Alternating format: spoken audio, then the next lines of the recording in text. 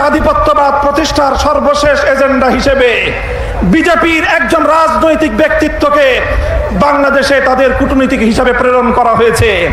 তিনি বাংলাদেশে এসে 140 কোটি আর বাংলাদেশের 20 কোটি মিলিয়ে 160 কোটির এক আকাশ আর এক বাতাসের গান গেয়েছেন। গল্প মনে পড়ে যায়, ছোটকালে আমরা পড়েছিলাম, কুকুর এসে, শৃগাল এসে মোরগের সাথে বন্ধুত্ব পাতাতে চায়। বলে শৃগাল মোরগকে বলে, এসো আমরা দুইজন উজু করে নামাজ পড়ি। উজু করে নামাজ পড়ার বাহানায় শৃগাল মোরগকে ভক্ষণ করবে, এই হলো তার প্রত্যাশা। মোরগও চালাক, বলে যে ঠিক আছে আপনি উজু করেন, আমি গাছের ডালে উঠে আজান দেই।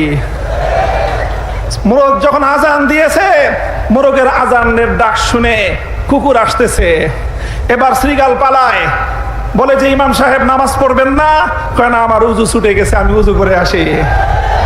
আসেন, 140 কোটি আর 120 কোটির শুধু খাদির নয়, অখণ্ড ভারত প্রতিষ্ঠার আপনাদের স্বপ্নকে আমরা দিবা স্বপ্নে পরিণত করে দেব।